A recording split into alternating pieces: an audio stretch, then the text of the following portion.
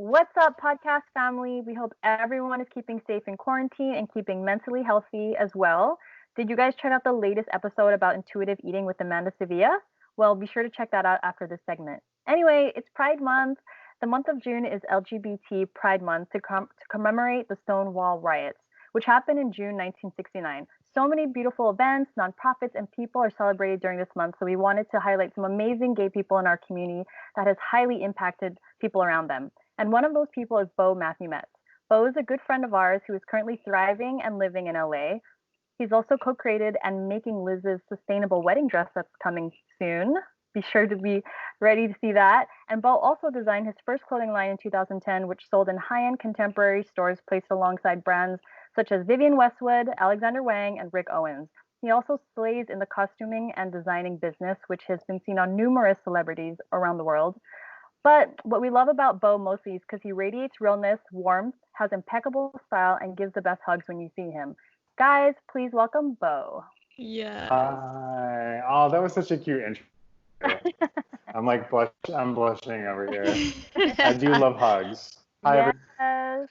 Welcome, Bo. How are you? How are Thank you you for doing right having me. Thank you so much. I'm now? so glad that you guys asked me to do this, and I'm flattered. It's cute. Thank you. Yeah. Yeah. Yeah. Well, Thank you so much welcome. for sharing your time with us. Yeah, Yes. of course. You do it. You are our first male guest on the Conscious Kitchen podcast, so yes, let's make it a good one. Okay, so no press or anything. It's going to be great. You guys are going to love our conversation. We're going to talk design, sustainability, all kinds of things. Let's just jump right into it. Let's give you guys what you're here for. Okay, cool. Yeah. Hit me. Yeah, What do you so want tell us. to talk about? We're going to start off with how did you get into designing and clothing manufacturing? How did that begin? What was the process? I mean, that's kind of like designing and then clothing manufacturing. That's a really long, there's a really long pipeline there because designing when I was a kid and then as a teenager, I would make like me and my friends outfits for going out. We would go to like, like I was making us like rave gear in the 90s in Chicago. Oh, So wow. like Oh, everyone was coming to yeah. me for like the custom insert fat pants and like the whole all that. And like I didn't think of it at the time that we were making like club kid looks. I didn't think of it as a career. I was just thinking of like fun dress up, and it was just a creative outlet for me. And then it wasn't until adulthood that I got into like the nuts and bolts of what actually makes the apparel industry work and like digging down to the basement level, which is production and manufacturing. And so I've only been doing that for maybe like like 6 years now, full time. But it was a lot of process leading up to that. I've had many different lives since then. Wow. Yeah. And so, like, for our listeners, how do you describe kind of your clothing style? Oh God, that's a question that people ask a lot. And It always evolves, sure. my clothing style like sort of is influenced by my main interests and my main references. So I'm a feminist. I believe in female empowerment. I love sci-fi. I love futurism. I love like anything to do with like the cutting edge of technology, especially when it comes to like aesthetics or of the apparel industry in general.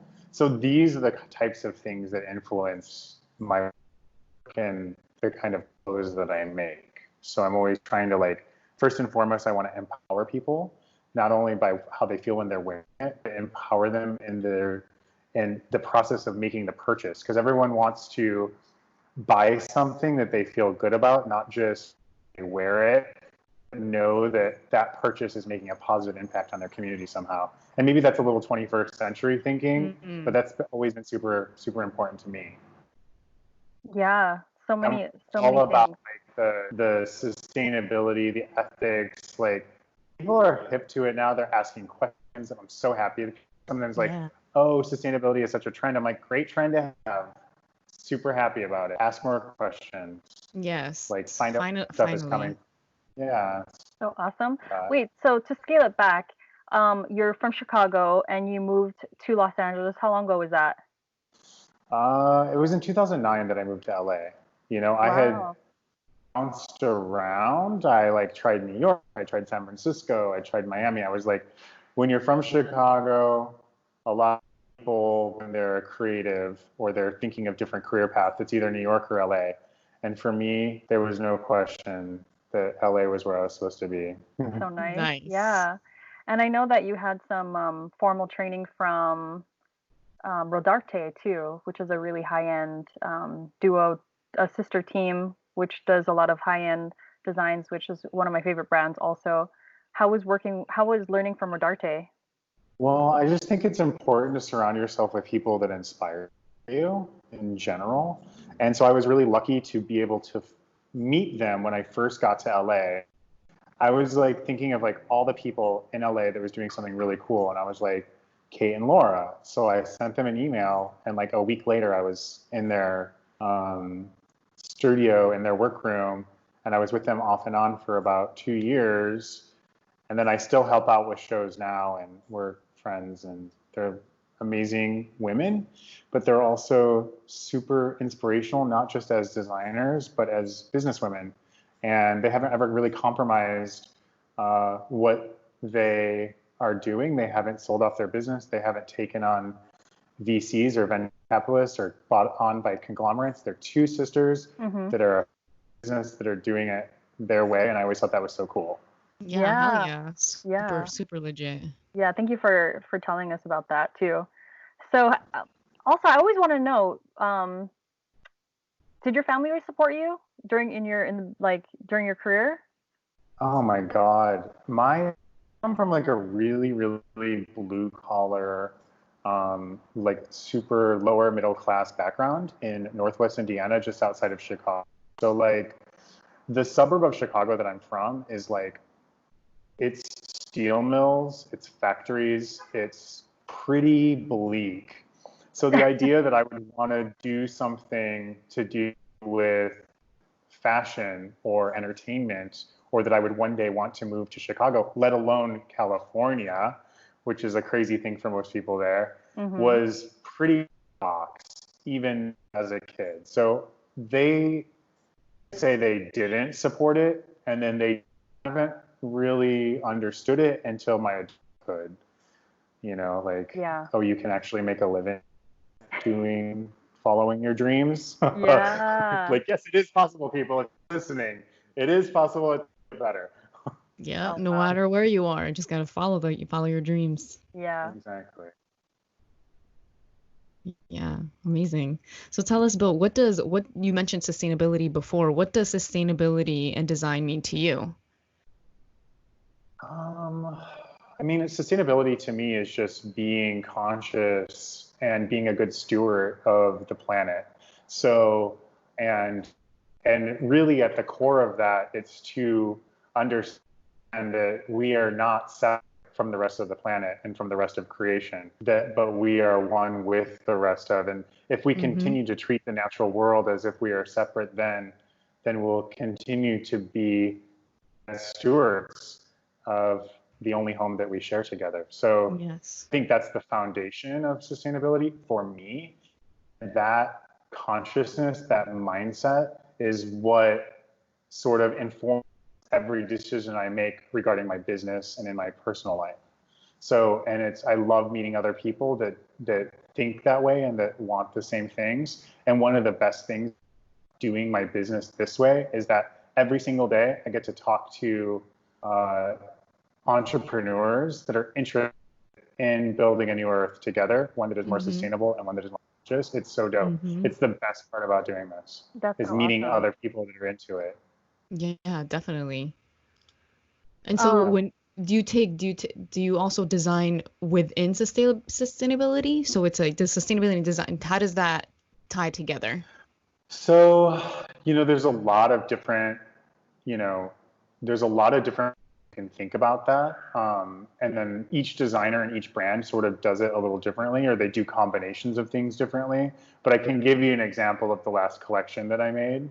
Yeah. Um, I did a collection for Earth Day last year, and I was sourcing the materials for that collection, and I literally saw somewhere on the internet on Craigslist or something, someone had like, and I'm always looking for things like this. Maybe it's like factories that have loose ends or things throwing away, and there was somebody with literally with a shed and they were just saying like free fabric, and That's so awesome. they were gonna like throw away because they were clearing out their shed.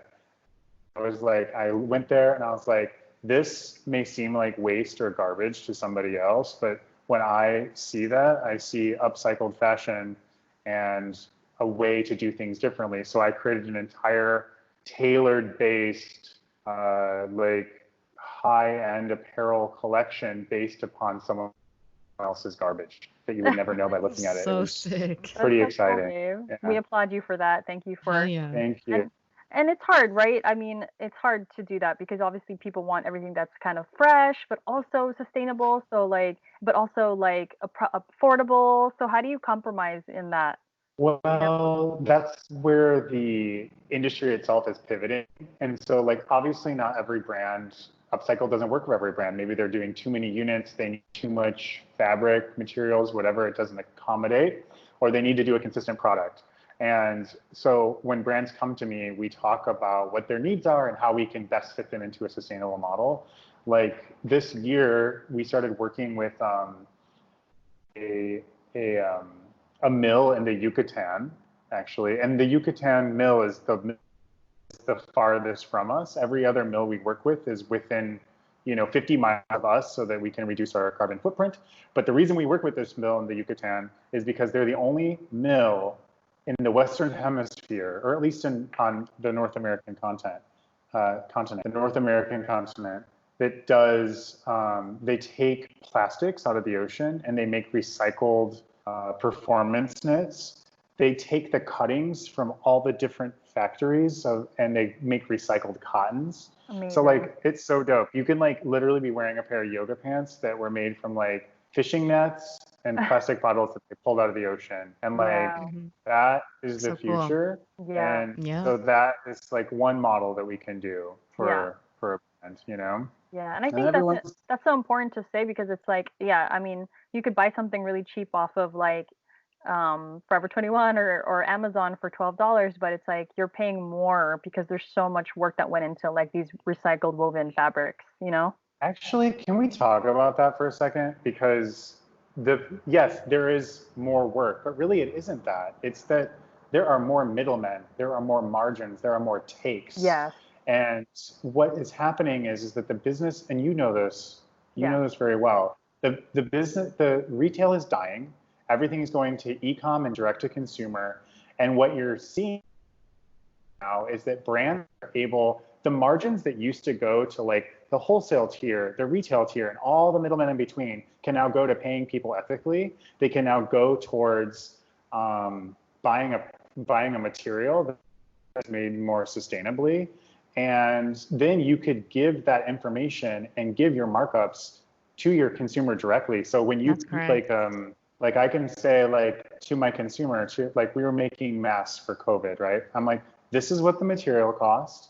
This is what my labor costs. This is what shipping costs. And this is what we charge you as a markup so we can stay in business. And this is what you pay. Like gone are the days of like the 4-time markup for no reason. And so now we can afford to buy sustainably. We can afford to pay someone a living wage. And things are changing, and it's a kind of amazing, actually. Yes. Yeah. Thank you so much for breaking that down because people do not see all the, screws and nuts and bolts it costs into making a product, Or just as you were saying, just like, this is the cost and the shipping, and this is basic bottom line things, and this is what you should be paying for it. Yeah, it's unit economics is what they call it. What did you say? Unit economics. Okay. So per unit, like what is the breakdown there? Like it's just so cool that like it was made in LA, it's made in downtown LA. Like people sometimes are like, oh well, I can do it cheaper some, but what is cheaper to you? Like what does that mean to you? And what are your values and how can we better represent them? Yeah, transparency is so important. This is the time the consumers are taking this shit back. And it's like, we want to know where these things are coming from and we're down to pay more, but tell us why. And it's just important to have that conversation. Yeah. People love it. People love that shit, and they're happy to pay it if they see that like where their money is going is like to something that's legit. Yeah. Yes. Versus paying someone a fair living wage versus a fast fashion company that is just fucking exploiting the environment, their workers, everything, the whole system. Don't even get me started. Every single one of our employees makes at least $16 an hour, because that is the number that you need to make to be able to live in Los Angeles. Nobody that works for us makes minimum wage. I don't even know how someone could support a family living in Los Angeles on minimum wage. It's let alone the fast fashion brands that are exploiting people by paying them by the piece, which is actually a huge problem in the apparel industry. So instead of paying someone hourly wage, you'll say, I'll give you $1 a piece. You know, sometimes those people, they're not even making enough, they're not even making minimum wage based on things like that. And it's bullshit. Yeah. Definitely. I hate so much for sharing that. Yeah, sorry, it's a rant. No, this is what people need to hear about, because this is just the truth of the cost of buying stuff, you know.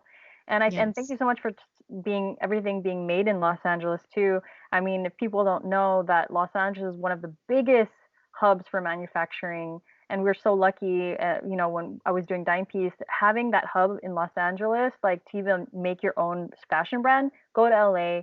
There's really amazing like Latino, Spanish, like hardworking manufacturers there. You could find sustainable fabrics there, and like so much good sewers and everything. So there's such an amazing community in Los Angeles for manufacturing. So if you want to start a line, go to LA. Yeah, I mean, there's so much talent here, and the truth is that in the United States, more garments are made within 50 square mile radius of LA than anywhere else. So like, this is the spot. This is I could do this and be a part of the infrastructure of making clothes. Yeah, that's kind of it's almost like a best kept secret in a way, because you know you come from like the East Coast and no one knows these kind of things, and people are like, oh, New York is the fashion capital of the U.S., but is it really? No, I think so. Yeah, and also it's like, I mean I'm in Madrid, and there's not really like a manufacturing hub like how it is in Los Angeles, you know. So I can't imagine, like, you really do have to go to LA for sure, I think, you know. For sure. Well, I mean, you kind of speak to that. Like, part of everything that I'm about too is like supporting the American worker, supporting our infrastructure here. Like what the crisis with COVID is really sort of highlighted is people are like, well, where are our masks? And they don't realize that the Amazon shelf doesn't make the mask. That mask has to come from China, because that's where most of our manufacturing is. So when people went through something and it wasn't there, they started to wake up to the reality that we have given away most of our manufacturing, and we can't even do something for ourselves when we need it. So that has sort of changed the consciousness of brands, big brands, that are now calling me and saying, hey, can you help us to diversify our manufacturing to include domestic production, because it's no longer safe for our business and for our consumers to make everything all in one place. So that's been a really cool thing too. People are like waking up to that. Yeah, more local. Yeah, exactly, more local. Just supporting. Yeah, people need jobs right now. I mean, come on, there's like 30 million people unemployed in America right now. So got to support American jobs. Yeah, I'm so blessed that I was able to not only keep the people that I had, but was able to hire more and grow during this time. So amazing. That's so awesome. Oh, good for you, babe. Yeah, definitely a blessing. Before we move on beyond sustainability, tell us, what are your favorite sustainable materials and why? Oh, like I was thinking about this actually when we were talking about it earlier, and my favorite sustainable materials are upcycled, because for me, I've always loved hunting for things. But having said that, there's so many cool like materials that are being created in market right now. Like, you can get like Pinatex and creates a vegan leather out of the pulp of pineapples. Like, how cool is that? So you're no longer using like PU or plastics to make vegan leather. You're using a plant-based material. Another really cool fabric that I like is 10 cells, which is like the more sustainable way of producing rayons. So the process of creating rayon is like really super toxic, but does it in a sustainable way. And it's like really, really soft. There's actually, I can't remember the name of the company right now, but someone's making bed sheets out of them that are like good. Oh, It's super nice. soft. nice. But there's all sorts of cool stuff. Like I said earlier too, with the performance knits of like out of recycled plastic. Like that stuff's so cool. We didn't have that 10 years ago. No way. Yeah, so much innovation and so much more to come. Mushroom leather, Oh yeah, wine leather, cactus leather. It's crazy. Yeah, can you imagine if like there was like a fashion person like that went back in history and he was gonna be like, look, all these like dyes and chemicals are gonna pollute the planet, so like might as well start using plants and like good materials soon. You know? You know what? You know what's funny? I feel like we're all going backwards. Like we worked so hard to get to this super industrial way of living, and then now we're like relearning everything. Now it's like, oh, we're tuning back into psychedelics and tuning back into natural dyes. It's like, wait, we had been doing this. Why didn't we just stay there? But money over profit and all of that stuff kind of just took over, and this is just where we are now. But an exciting time for innovation for sure. Yeah, I'm excited, and like it's just it has to be like the consciousness of everyone had to raise up a little bit to make changes. Yeah, and unfortunately it had to be a global pandemic, so I don't think I mean I try to be as optimistic as I can, but I feel like it's gonna the truth is gonna be more exposed, and for that to happen needs to be more struggle, more sacrifice, more hardships. I feel like for the truth to really be exposed. I agree with that. So I agree with that 100%. we just gotta buckle down and yeah. Yeah, so next I wanted to know about working with celebrities and in Hollywood and what's your outlook on fashion? With working with, It's like under those tight Hollywood yeah. deadlines and I know, and I took a deep breath because that kind of stuff is. You sound a little sour from that. No, it's not sour. You know what it is? It's so like film specifically, and it's so much work, and there's so much demand from every single person involved in it, from like the top talent to like the PA. Everyone that's working on a big picture is giving their life to that from the morning to the evening. People don't see their family, they don't see loved ones. They work really, really hard, and they work really, really long hours, and they sacrifice a lot. So I came off of doing that for a large part of the team.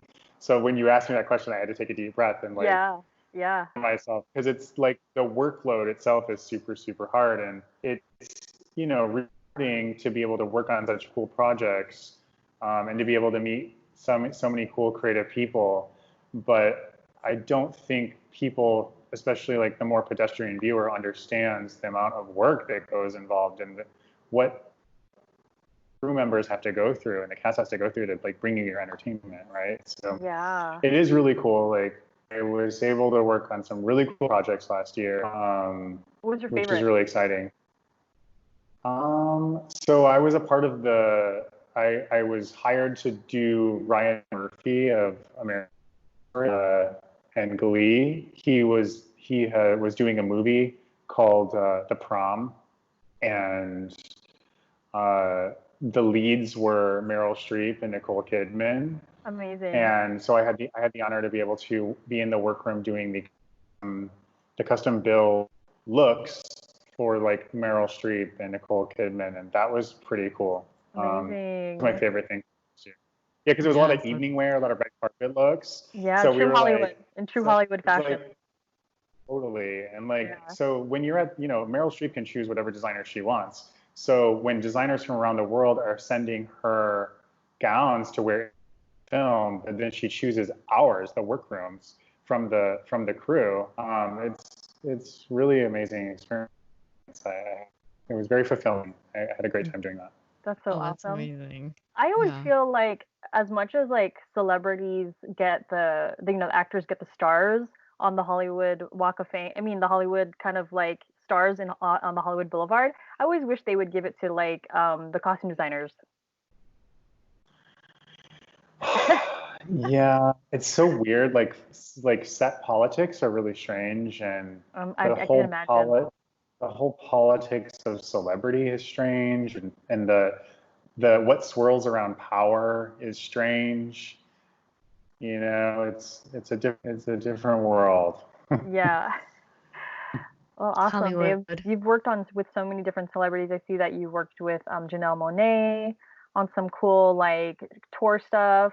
Who else have you loved working with as far as like Ooh, music artists? Janelle is Janelle is cool as fuck. She's super creative. I mean, that woman is a real artist, Yes. and Yeah. it was a honor to be able to make tour costumes for her and to be a part of her like roster when it comes to custom builds. And um, I look forward to being able to support her in the future for whatever she needs. But she's like a real artist, and it's just nice. That's what's cool about this is you get to connect with really cool creatives. Her politics are correct. Her queerness is correct. Like what she does for the queer community, I really love and respect that woman. Is she bisexual? Uh, I don't know what she calls herself, but she's definitely like pan poly, you know, from what I can understand. And What's Pan yeah, Poly? can you tell us that?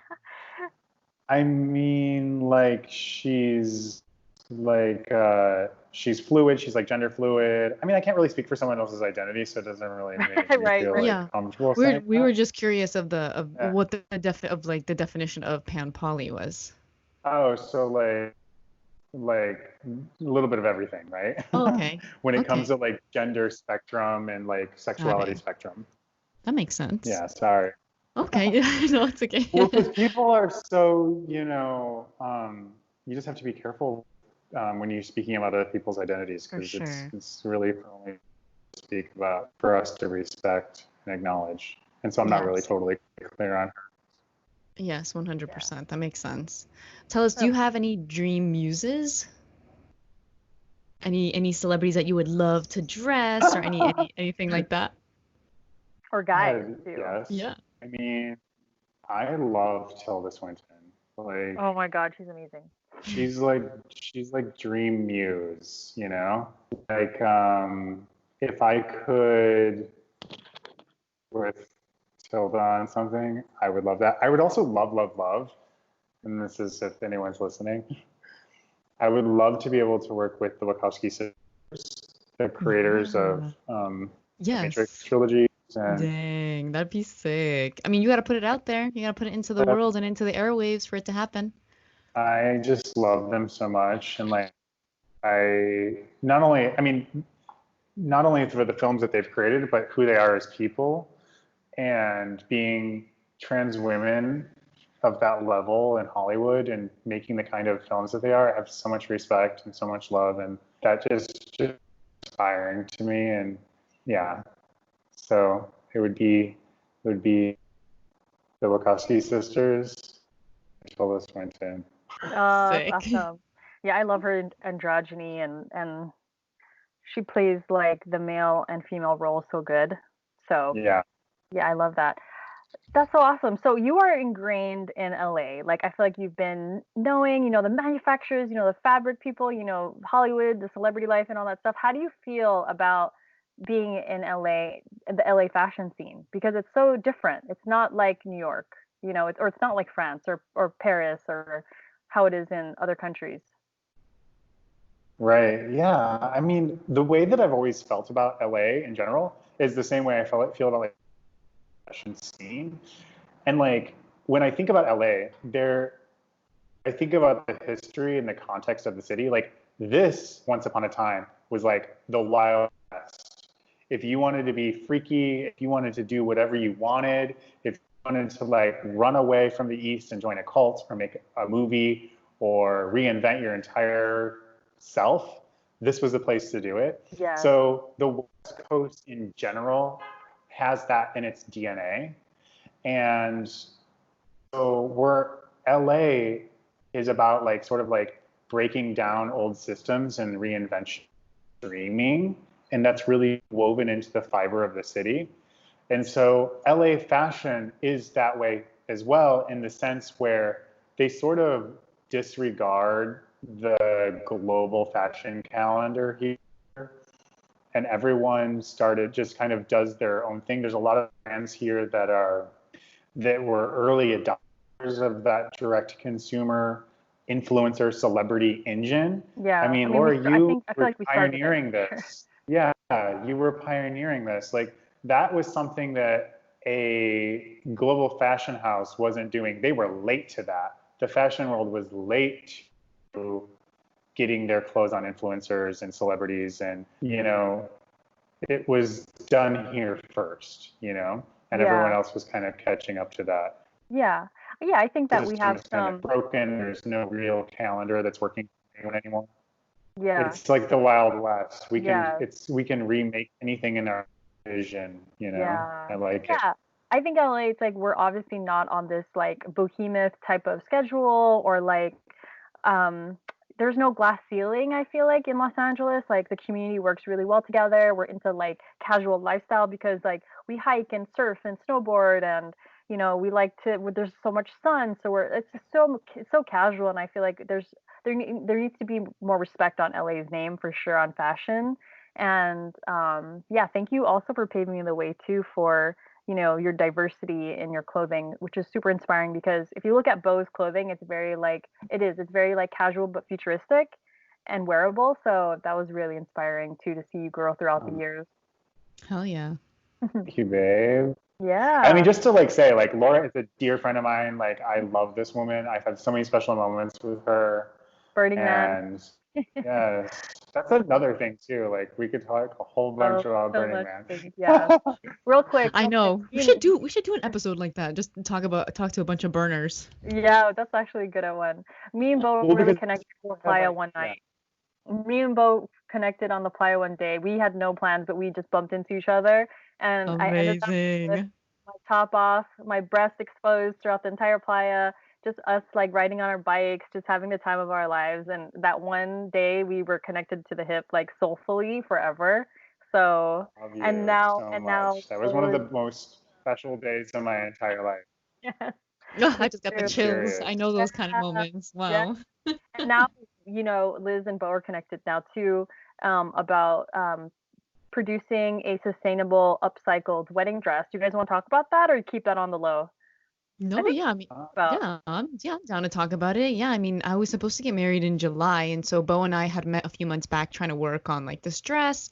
The theme is that I have these dresses from my Filipino mother-in-law and my Colombian mom, so I have these dresses from two very different places, and we wanted to put them together somehow, or either use some of the material from it to create something new and exciting. And so, yeah, but Bo and I were gonna work on that. Yeah, first of all, thank you for asking me. I'm always really flattered when a bride-to-be asks me to make something that is so special. Actually, that's the thing I love most about bridal, and I kind of explain this to you. It's like more than anything you could ever make clothing-wise, that is something like the person that wears it's and they love the garment. Your mother-in-law and your mother saved it and passed it down to you. Like, there's nothing that compares to making a wedding dress in that way, because it's such an honor to be able to do it. I don't do a lot of them. I only do them for like very like dear friends, and for people that I think are special. And heard your idea. I was like, that is such a good idea to be able to like honor those two dresses and those two women and reinvent the way you would do bridal. I thought that was so cool. Yeah. So it's challenging too. Yeah, definitely. We knew that even in the first meeting, we were like, oh, okay, what should we do? And we kind of felt bad for using certain parts of it. And then we're like, should we really tear it apart? What should we do? We kind of like, there was all this nostalgia that we're like, go ahead, Yeah, Bo. I was like, I feel so bad like tearing up these dresses, but I guess I'm like, I kept asking, it's okay. It was so Like, are you funny. okay with this? Are you Yeah, okay I with was this okay with request? it. And then after I talked with Bo, I was like, wait, should I be tearing these up? And then I was like, it's okay, it's okay, it's okay. You know, like my moms are, I'm blessed. They want me to just be happy and they want me to do whatever I want. So they support me and yeah, we'll see what happens. I wanted to chat with Bo because I might just end up getting married on the internet. So more on that later. I Oh really my hope you guys do God, the right? upcycle dress because I think that'd be so cool. And I think it would inspire so many other brides because, people just kind of buy these like trendy dresses or whatever works for them. They'll spend like, five to a few grand on the wedding dress. So I don't know. I feel like this would be more cherished and just more whimsical and more fun. So I think it'd inspire more people to do that. So Yeah, hopefully that definitely. still works out.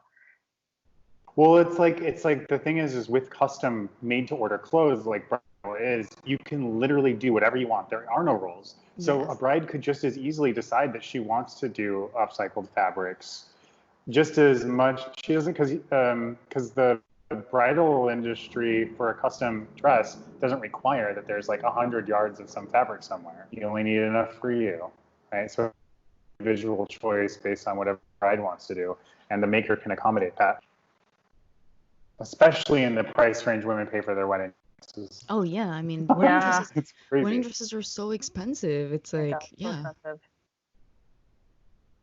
So it makes Yeah, sense it's to just crazy. try to do something creative, try to do something innovative, and try to upcycle or find some other way to do it.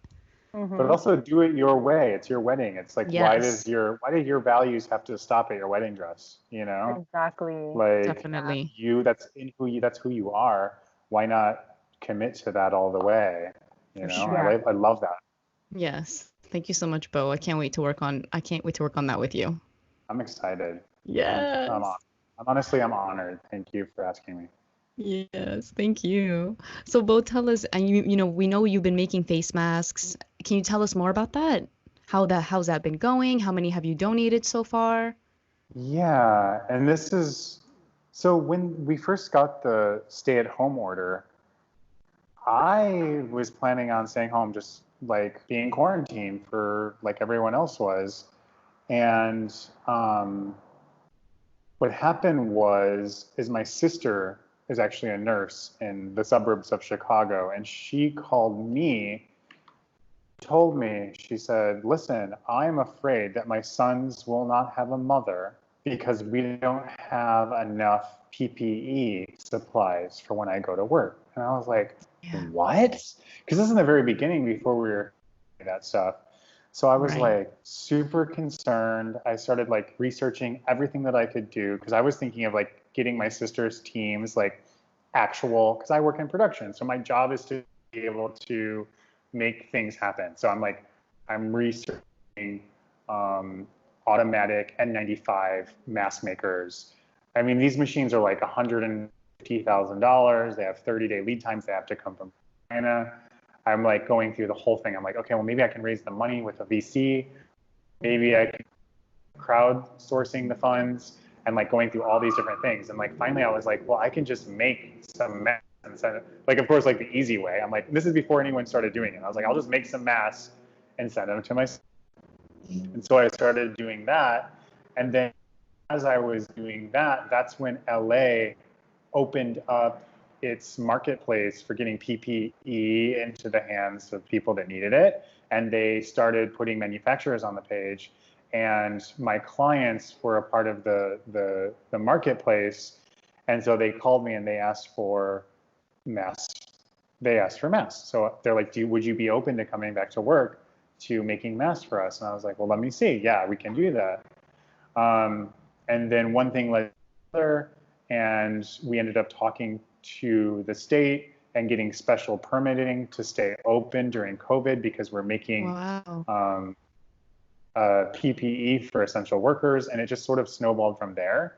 So um, that's how that happened. I never intended on being in that. It really came from a desire to help my sister first and to help Yeah. others, and then it grew into this whole other thing. Yeah. So So cool. That's beautiful. Yeah, I'm and I love how involved happy you to always help. get. I loved how like hands-on you are.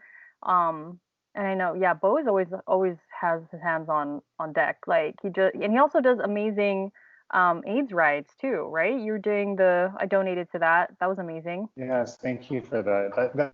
Every single time a donation comes through, it's such a like it like touches my heart so much because you get to see like all of the support within your network and all the people that care about you that want to like help out with whatever you're doing. It's such a nice feeling. And like Yeah. I had never done any fundraising before that. And if anyone that's listening has never done anything to help their community, it is the most rewarding feeling ever. Just get out there and volunteer your time, volunteer some money, get involved somehow, because it is so Yeah. rewarding. And can you tell us about And being able to like, the nonprofit for that? So I mean, it's perfect for Pride Month. oh yeah, oh yeah. I mean, I think that obviously this year because of COVID, the AIDS life cycle, which is what I was part of, has been canceled. But what the AIDS life cycle raises money for is to AIDS globally. It's not to get better medication. Their main objective is to end AIDS, period. And so that doesn't just mean like white queers in San Francisco. That means globally. That is the mission statement of what they're trying to do. And so a lot of like gay men and women and allies, they ride 545 miles from San Francisco to LA, and they raise money for this initiative. So it also goes to benefit the LA LGBT Center, which awesome. has one of the largest homeless youth shelters on the West Coast. They have one of the biggest trans health clinics. They do a ton of HIV testing. They have queer senior citizen support. Then whenever you donate to something like that, the money is like goes to a really amazing place. And so thank you for your donation. I love you. That was so sweet. I remember that actually. Well, yeah, thanks, Bo, for sharing with that. So I definitely want to put some energy into that for sure coming up this for Pride Month in June. So that's also something so thank you for giving us that information.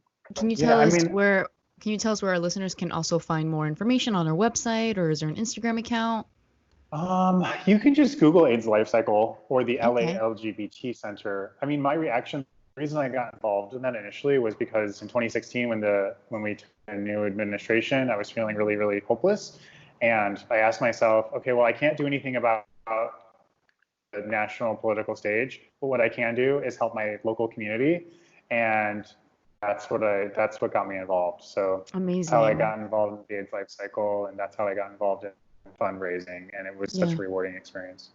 Awesome. It's beautiful. I think that 2016 election really pushed a lot of people to, just look inward and look closer. How can we be of service to our community? And I think that that's beautiful. Thanks for doing that, Bo.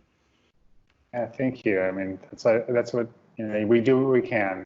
Everyone does what they can. Yes, and like you said, it doesn't have to be money. It can be time. Anyway, we just gotta be creative and think of ways to help.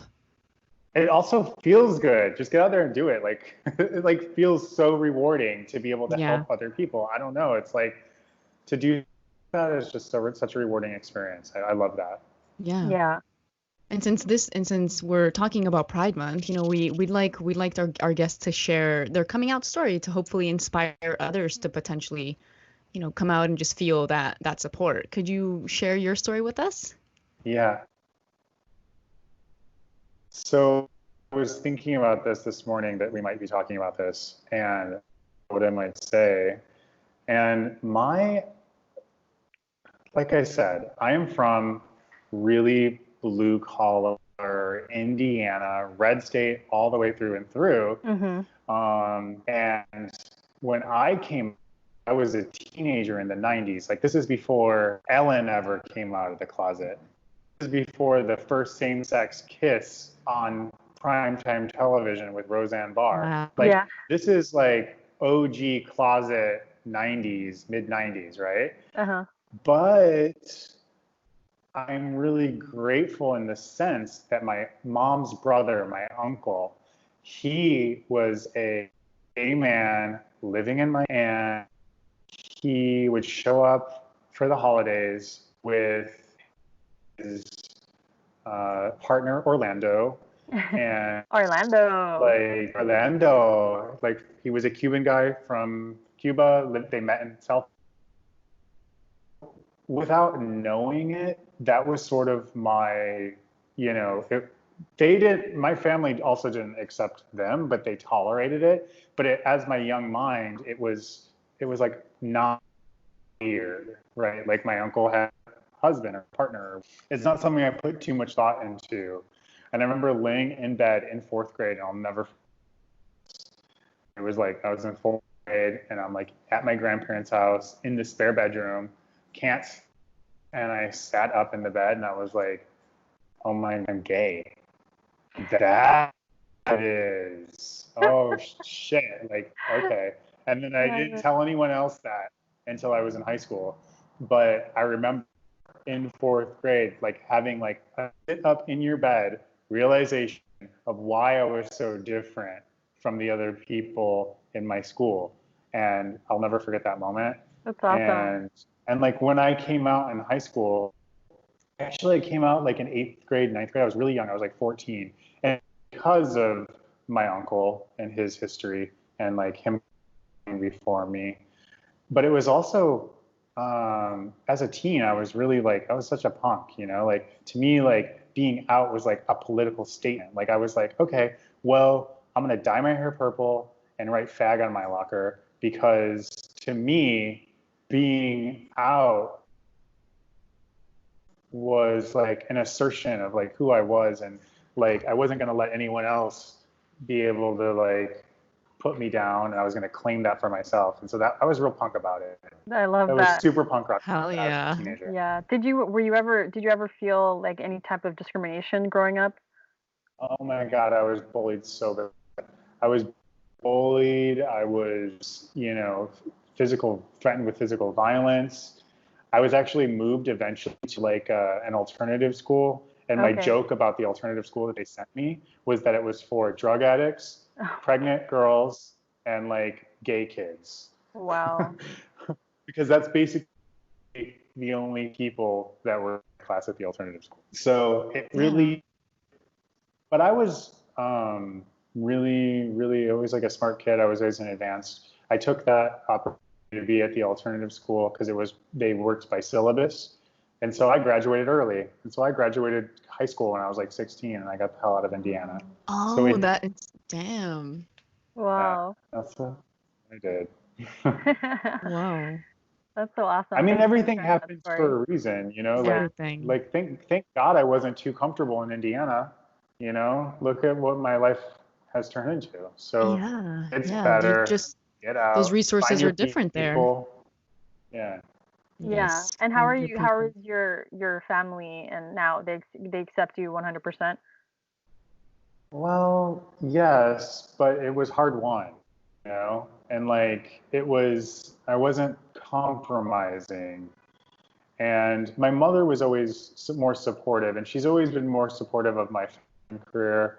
But my father and I are like I love my dad, and we have a great relationship now, but we're just so different.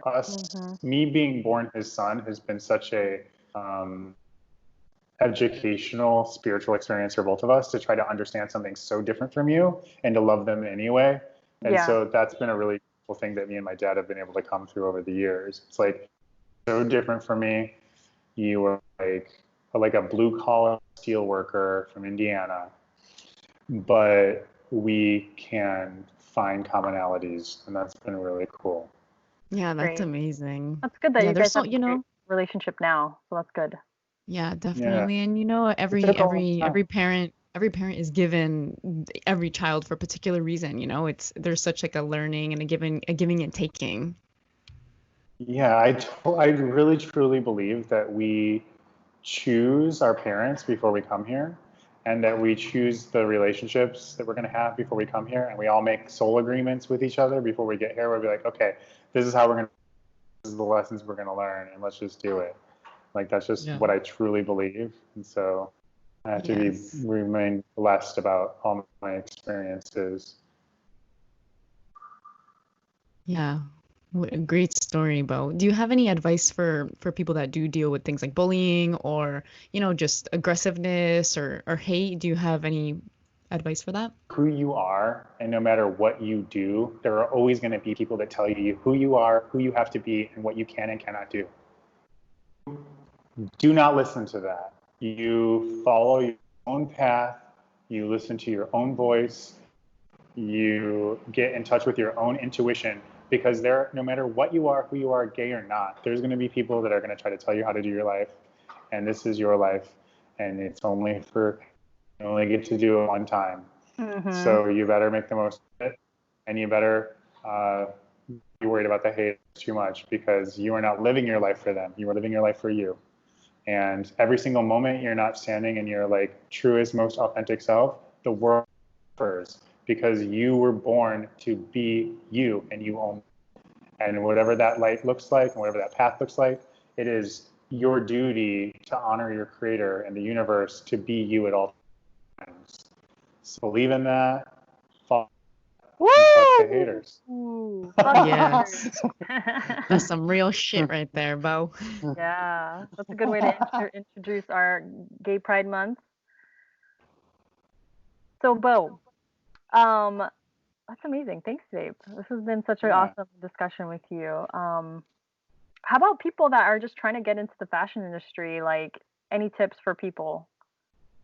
Anything like where to start off? How do you get the motivation? Like, some could be short and simple. I just have to identify the desire, and you have to identify the desire within yourself that is authentic, and then you have to visualize the destination, and then just have faith that the universe will guide the path.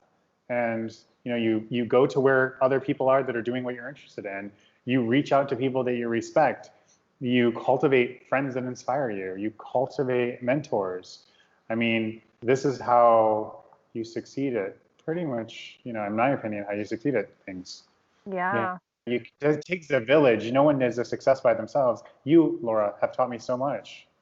I learned so much from you. I mean, this woman's I don't know how much the listeners know, but she's had an amazing apparel brand. She's a genius marketer and brand and designer and brand maker. I saw her when I was coming up of what was possible if you put the work in and you stayed on your path. And she's always been inspiring to me. It's having people, women and friends and people like Laura Fama in my life that were inspiring me when I was first starting out, that kept me going. That's the truth. Oh, thanks, babe. Yes. Shout out Laura Fama. Shout out a little tear. And now, thank you, babe, for that. And now we have people like you who are going to be the leaders in LA in apparel manufacturing, sustainability, being true to yourself, following your intuition. And everyone, you guys need to know about Bo Metz. Okay? Yes. You don't know about him, you need to stalk him. Find him on Instagram. He doesn't post a lot of selfies, which I wish he would more, but see a lot of his info. Yes, tell the people where they can find you, Bo. So my website has everything, and you can go to bomestudio.com, BOMME studio.com. There's social links in there, but it's also my Instagram is @bomestudio. But you can pretty much find everything else about me on my website. So pretty cohesive there. There's nothing he can't do with fashion. Thank you, babe. Thank you. So we look forward to seeing more of all your amazing creations and things you're manifesting and everything. So just much love to you, and thank you so much for sharing today. Yes, inspiring. Thank you, Bo. Yay, thank you so much for having me. I love doing this. Thank you. All right, guys. Thank you so much for tuning in to The Conscious Kitchen, and be sure to subscribe and follow us at The Conscious Kitchen and leave podcast. us a review. Leave us a review. Much love. Thanks, guys. Take care. Bye-bye. Much love, guys. Bye.